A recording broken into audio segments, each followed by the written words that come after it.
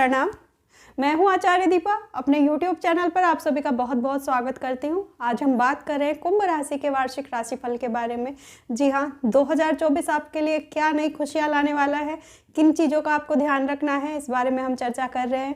यह जो प्रिडिक्शन है वो चंद्र राशि पर आधारित है।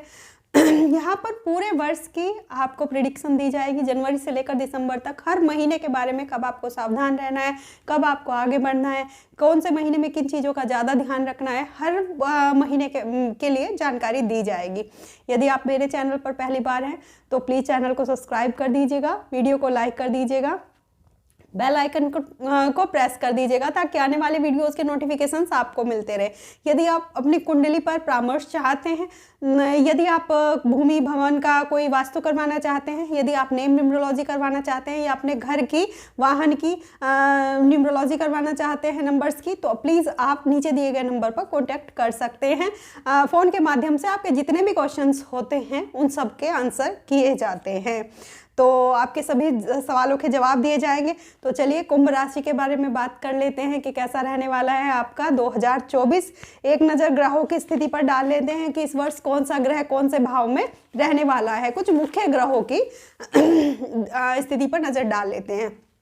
शनि, जो कि आपके राशिपति हैं, शनिदेव पिछले वर्ष की तरह इस वर्ष भी आपके राशि में ही गोचर करेंगे। पिछले वर्ष भी आपके आपके राशि में ही थे, इस बार भी आपकी राशि में ही रहेंगे। शनि की 7.5 भी चल रही है आप पर। 29 जून से 15 नवंबर तक शनि वक्री भी होंगे। वहीं राहु आपके द्वितीय भाव में और केतु अष्टम भाव में गोचर करेंगे। गुरु बृहस्पति देव आपके पराक्रम भाव में और फिर 1 मई के बाद आपके चतुर्थ भाव में गोचर करेंगे।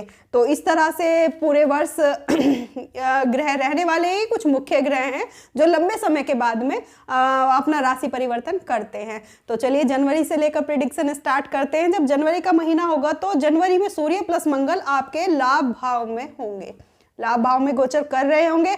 इस समय ये दोनों आमदनी को बढ़ाएंगे, आमदनी आपकी अच्छी रहेगी, कार्यों में आपको सफलता दिलाएंगे, सरकार से लाभ दिलाएंगे, पढ़ाई में प्रदर्शन जो स्टूडेंट्स लोग हैं उनका बहुत अच्छा रहने वाला है। 7 जनवरी को बुध भी धनु राशि में एकादश भाव में आ जाएंगे।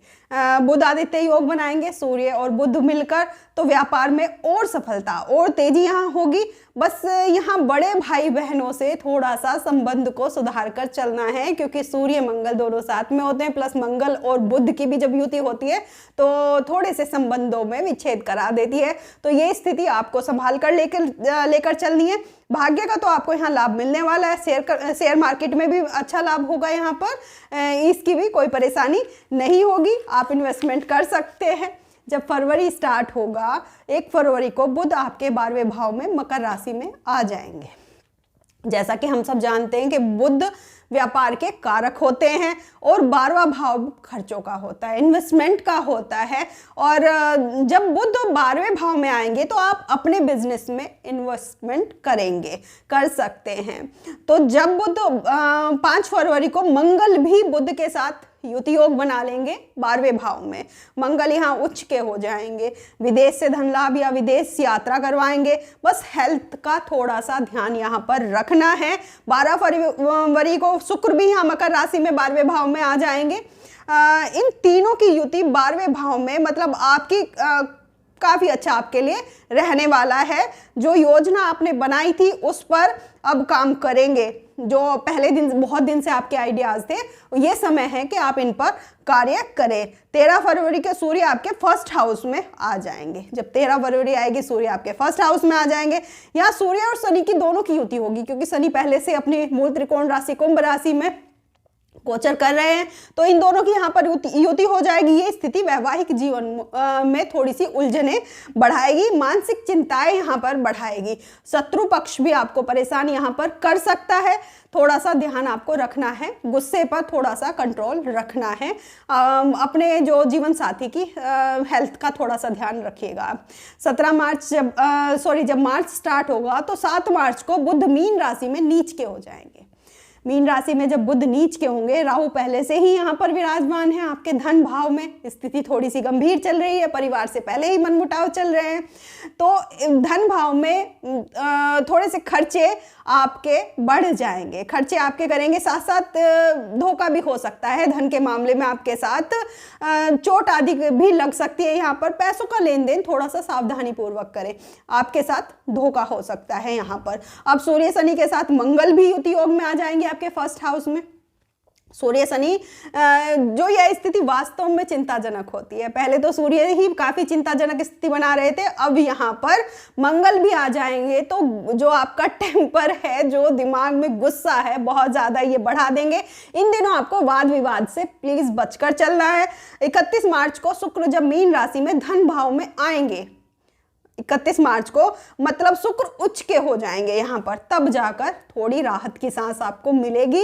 ये स्थिति काफ़ी अच्छी रहने वाली है, धन लाभ होने यहाँ पर शुरू हो जाएंगे, व्यापार में सफलता मिलने लगेगी, कुटुंब परिवार में भी एक बार फिर से खुशियों का माहौल होगा। शुक्र के आने से परेशानी थोड़ी कम होगी, पॉजिटिविटी आएगी, तो शुक्र यहाँ पर आपके लिए अच्छे रहेंगे। जब अप्रैल शुरू होगा, 13 अप्रैल को शुक्र तृतीय भाव में उच्च के हो जाएंगे, मेष राशि में आ जाएंगे, यानी गुरु के साथ युति योग में आ जाएंगे। यहाँ सूर्य एवं गुरु मिलकर आपके पराक्रम को बढ़ा देंगे, मीडिया आईटी सेक्टर का लाभ आपको दिला देंगे, एडमिनिस्ट्रेटिव वर्क में है तो वो भी आपको बहुत अच्छा हो जाएगा। जो भी यात्राएं आप करेंगे उन यात्राओं से आपको सुखद परिणाम ही मिलने वाले हैं, आपके सभी कार्य समय पर पूरे हो जाएंगे।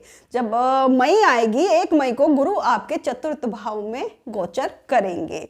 चतुर्थ भाव में गुरु मिश्रित फल देते हैं, पहले ही बताया था कि चतुर्थ भाव में गुरु मिश्रित फल देंगे, प्रॉपर्टी से लेकिन लाभ कराएंगे आपको। दसम भाव पर दृष्टि होने से कार्य क्षेत्र में उपलब्धि आपको प्राप्त होगी।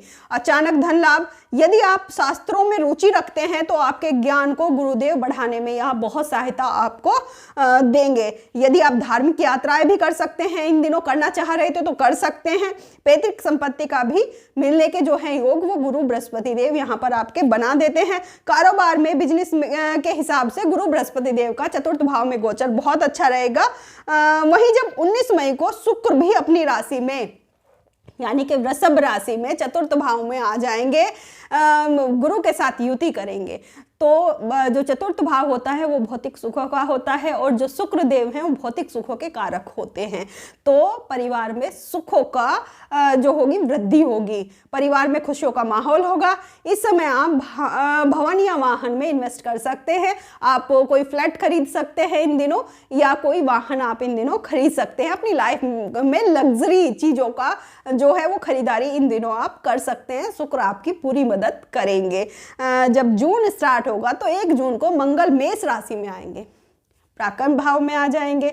जब कोई क्रूर ग्रह पराक्रम भाव में आता है तो पराक्रम बहुत बढ़ जाता है, उसमें शनि हो, शुक्र हो या फिर राहु हो, उसमें सूर्य हो, कोई भी हो, जब पराक्रम भाव में ये ग्रह आते हैं तो पराक्रम आपका बहुत ज़्यादा बढ़ा देते हैं।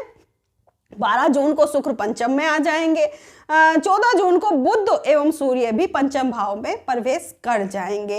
यहाँ बुध आदित्य योग फिर से बनेगा आपका, संतान पक्ष को तरक्की मिलेगी, संतान के योग बनेंगे, पढ़ाई में प्रदर्शन भी आपका अच्छा रहेगा, शेयर मार्केट से भी आपको लाभ प्राप्त होंगे, प्रेम संबंधों में भी सफलता मिलेगी क्योंकि शुक्र भी यहाँ बैठे हुए हैं। 29 जून को ही शनि महाराज वक्री हो जाएंगे, मार्गी चल रहे हैं, वक्री हो जाएंगे, और 15 नवंबर तक ये अब वक्री ही रहने वाले हैं। ये समय ऐसा होगा जहां आपको धैर्य के साथ आगे बढ़ना होगा। मैं तो सलाह दूंगी, जितने भी इन्वेस्टमेंट, कोई बड़े इन्वेस्टमेंट आपको करने हैं तो 29 जून से पहले कर ले, या फिर 15 नवंबर के बाद करें। छोटे मोटे तो जिंदगी है, चलती रहेगी, लेकिन थोड़े से काम अटकने लगते हैं क्योंकि शनिदेव जब वक्री होते हैं तो कार्यों में विलंब उत्पन्न कर देते हैं। इसी की वजह से चीजों में विलंब उत्पन्न होता है जब शनिदेव वक्री होते हैं। आपको जैसे फल 2023 में मिले थे जब शनि देव वक्री हुए थे, क्योंकि आपके राशि में ही बने हुए थे, तो आप सोच सकते हैं पीछे जाके कि ऐसे ही फल आपको मिलने वाले हैं। शनि लगभग एक जैसा ही समय यहाँ पर आपका व्यतीत होगा जैसा 2023 में हुआ था। जब अगस्त स्टार्ट होगा तो 16 अगस्त को सूर्य आपके सप्तम भाव में सिंह राशि में प्रवेश कर जाएंगे। सिंह राशि में जब यहाँ सूर्य अपनी ही राशि में होंगे तो सूर्य शनि आमने सामने होंगे, समसप्तक योग इनका बनेगा। शनि आपकी राशि में है और सूर्य यहाँ सप्तम भाव में है तो इनका समसप्तक योग बन जाएगा। यह स्थिति वैवाहिक जीवन को लेकर अनुकूल नहीं है, वैवाहिक जीवन में उथल पुथल रहेगी। यहाँ पर पार्टनरशिप में कोई बिजनेस है तो वहाँ भी मनमुटाव होने के चांसेस हैं, आपके पार्टनर की हेल्थ पर भी इफेक्ट आ सकता है। जब सितंबर स्टार्ट होगा तो 18 सितंबर को शुक्र भाग्य स्थान में चले जाएंगे। वहीं 23 सितंबर को बुध भी अष्टम भाव में उच्च के हो जाएंगे। शुक्र भाग्य की वृद्धि करेंगे क्योंकि भाग्येश भाग्य भाव में पूरा बल देगा भाग्य भाव को, और बुध भी आपको आपके जो उधार का पैसा है वो वापस दिलवाएंगे क्योंकि यहाँ उच्च के हो गए हैं।